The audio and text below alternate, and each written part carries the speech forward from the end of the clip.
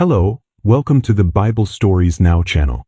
Have you ever stopped to think about how early Christians thrived, even in the midst of persecution? What can we learn from them? It might be surprising, but the answers to many of our modern questions were already experienced by those who came before us. In this video, we will dive deep into the life of the first-century Christian community. You'll be amazed when you compare the faith they had with how we live out our faith today. Life in the first-century Christian community. In the vast setting of the Roman Empire, the first-century Christian community found itself in a complex environment, shaped by relentless imperial politics, a diverse culture, and a religiosity deeply rooted in Roman and Jewish traditions. While the streets of Rome buzzed with life, Christianity was born among the humble, the marginalized, and those seeking a new meaning of communion with God. For this new community, there were no grand temples or established synagogues. Jesus Christ himself had left the example of simplicity, humility, and service, and it was with this spirit that early Christians gathered, often in secret, in the homes of devoted believers. They faced enormous difficulties. Persecuted by Roman authorities and Jewish religious leaders, these early followers of Christ had to hide and sometimes even risk their lives just to gather for worship. They didn't have the comfort of religious freedom that many Christians enjoy today. But even amidst persecution, the Holy Spirit moved hearts and transformed lives. The church grew. Its roots extended beyond synagogues, beyond cultural boundaries, and faith in Jesus Christ brought a new identity, a new hope. Unity was fundamental in the first-century Christian community. They shared everything they had as recorded in the Holy Scriptures. In Acts 2 verses 44 and 45, all the believers were together and had everything in common. The biblical community lived a collective lifestyle where the focus was on the well-being of all. When someone had a need, another would provide. It was more than just an act of charity, it was a reflection of the very doctrine of the apostles, which taught to love one's neighbor as oneself, to live in communion and unity as the body of Christ.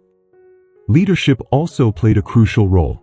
In the context of the apostolic church, apostles, elders, and deacons guided the people. They were not leaders seeking power or prestige but rather servants, following the example left by Jesus. Church meetings in biblical times often revolved around the breaking of bread, the celebration of the Lord's Supper.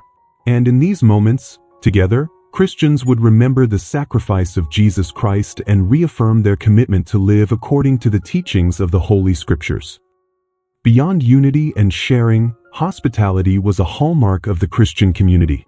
In Romans 12 verse 13, Paul encourages believers to practice hospitality, and this command was not taken lightly. Opening the doors of their homes was not just a courtesy, it was a vital necessity in a world where Christians were persecuted and often deprived of resources. When a brother or sister in Christ was in need, another member of the community would take them in, once again showing the importance of fellowship and mutual support.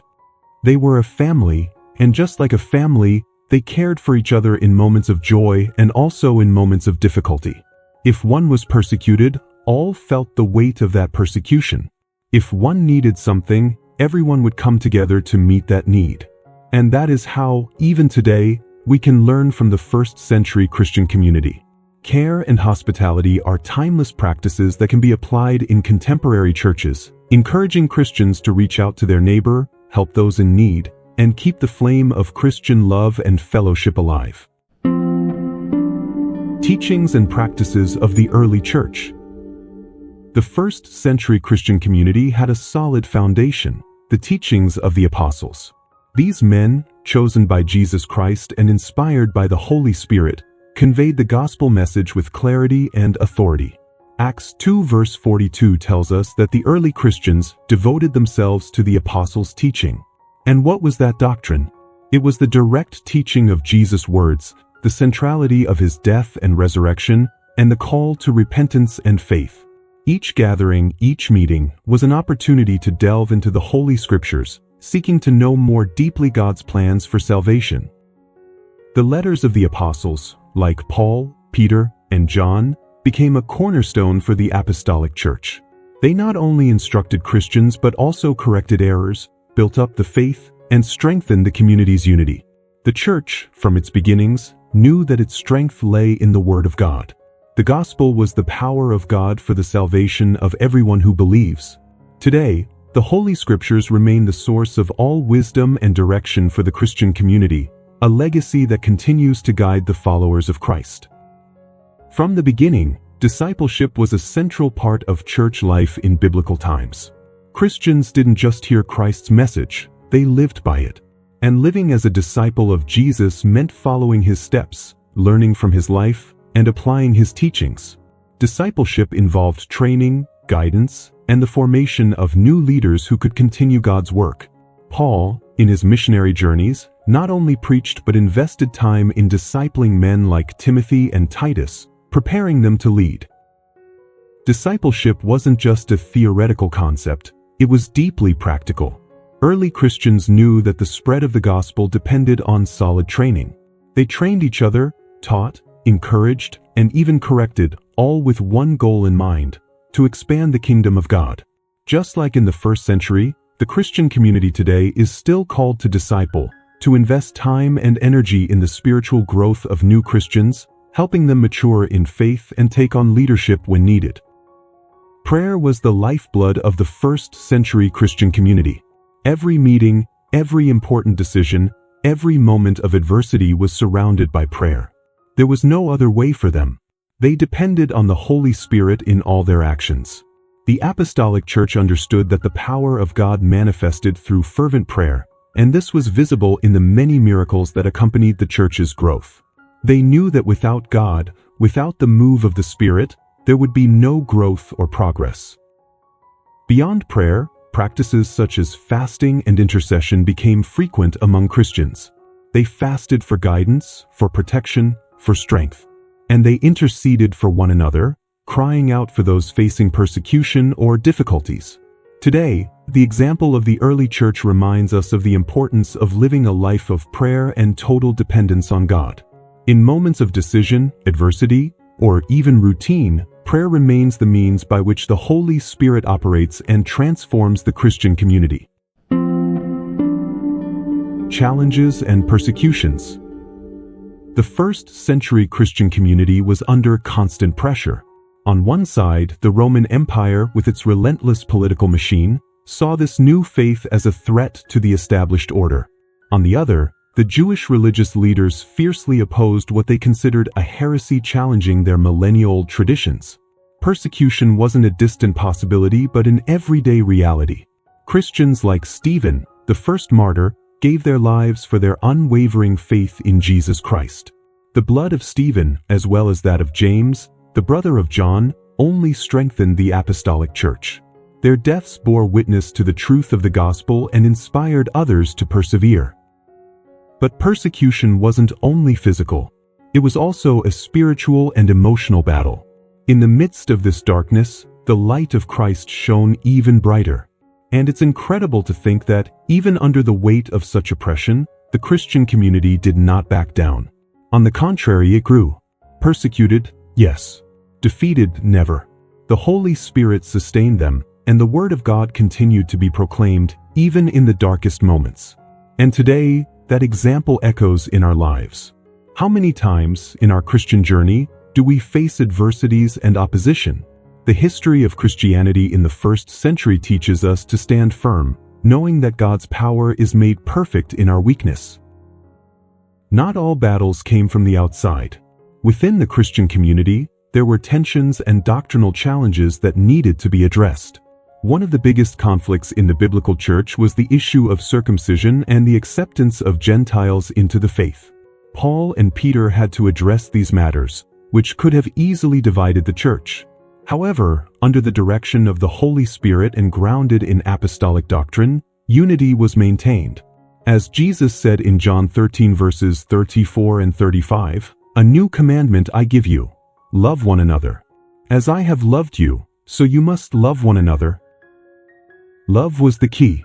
It was love that united the Christian community, that helped them overcome their differences and focus on the greater purpose, spreading the gospel. Internal challenges were real but not insurmountable. They teach us that even when there are disagreements, It is possible to maintain unity in Christ. And this principle is still applicable today. In a world full of divisions and conflicting opinions, the modern Christian community is also called to live in fellowship, seek peace, and place God's love above any differences. Just as in the first century, unity remains the most powerful testimony that we are disciples of Jesus Christ. Applications for Christians of all ages. The first century Christian community left us profound lessons on the meaning of living in fellowship. They understood that life in Christ wasn't a solitary journey but a path walked in unity with other believers. The sharing of goods and mutual care they practiced were more than simple acts of generosity. They were living manifestations of the gospel. Today, the principle remains the same. In churches around the world, the challenge is to find ways to maintain this spirit of unity and fellowship. This can be seen in small gestures, a friendly hug, a shared meal, or even an intercessory prayer for someone facing difficulties. We live in a time where individuality is exalted, but God's call for us is to live in community. In Matthew 18 verse 20, the Bible teaches us that where 2 or 3 gather in my name, there I am with them. And this brings us to an important reflection. How can we practically create stronger bonds within our churches? Perhaps it's time to rediscover the power of fellowship, to serve one another with genuine love, and to make our church a true reflection of the kingdom of God here on earth. Since the days of the apostolic church, doctrine has been a cornerstone of faith. What we believe shapes who we are, and that's why the first century Christian community was so intensely devoted to the apostles' doctrine. They knew that without a solid foundation, they would easily be led astray. Today, more than ever, we need this foundation. We live in times where many voices speak and truths are distorted. But God's word is firm, unchanging, and continues to be our light and guide. The application is simple but profound. We need to study the Holy Scriptures diligently. We need to teach and learn the truth of the gospel in our churches, in our homes, and in our daily conversations. When doctrine is deeply rooted, the winds of change won't shake us. And that is the beauty of the Christian faith. Its truth doesn't change because God, Jesus, and the Holy Spirit are eternal. We are called to follow them, to remain faithful to the gospel, even when the world around us tries to lead us in other directions. Just like the first century Christian community, we are called to live a life of prayer. In those times, prayer wasn't just a religious ritual, it was an expression of total dependence on God. They knew that without the Holy Spirit, they could not move forward. Today, prayer continues to be the key that connects us to the Father. It is through prayer that we find wisdom, strength, and discernment. And we don't need grand moments to pray. We can turn to God anywhere, anytime. He is always listening. Perhaps in our modern and fast-paced world, the greatest challenge is finding time to pray. But what the first century Christian community teaches us is that prayer is essential. It is the sustenance of our faith. When we pray, we invite God's power to work in our lives. And that is how, even today, we can face the challenges and difficulties that arise. Because in prayer, we acknowledge our total dependence on the Lord. The early Christians faced unimaginable hardships, from political persecution to personal challenges. But one thing remained constant: their faith in Jesus Christ. This unwavering faith sustained them even when everything around them seemed to collapse. And that is a lesson that still resonates with us today. We live in different times, but adversities continue. It may not be physical persecution, but many face emotional, spiritual, and moral struggles. And just as in the first century, we are called to be resilient. Christian resilience doesn't come from our own strength, but from the trust that God is with us in every circumstance. The Holy Spirit strengthens and guides us. And just like the Christians of the past, we can be assured that the Lord will enable us to endure each challenge, emerging even stronger and more steadfast in faith. It is a faith that, like gold, is refined by the fire of trials. May we learn from the example of the early church, knowing that in Christ, we are more than conquerors. Wherever you are right now, I invite you to lift your thoughts to God and receive the blessing of a powerful prayer that I will begin now. Lord God, we thank you for guiding us through the history of your church, for teaching us about the first-century Christian community, and for revealing the transformative power of your word. We are grateful for the examples of faith, unity, and resilience that inspire us to live according to your calling. Today, we ask that your Holy Spirit guide us so that, just like the early Christians, we may live in fellowship, loving one another and being a light in this world. Give us strength to face adversities with unwavering faith and total dependence on you. In the name of Jesus Christ, we thank you for always being with us. Amen. Now that you know more about life in the first-century Christian community, how about applying these teachings in your own life? Think about it. How are you living in fellowship with others? How is your prayer life, your dependence on God? Are you willing to face adversities with the same resilient faith as the early Christians? What can you do today to reflect that unity and commitment that transformed the history of Christianity? If these questions stirred something in you, don't wait. Start practicing these principles in your community. And of course, don't forget to subscribe to the channel and activate notifications to keep learning more. If you enjoyed this content, make sure to watch the video I'm recommending, which will take you even deeper into these themes. Let's grow in faith together.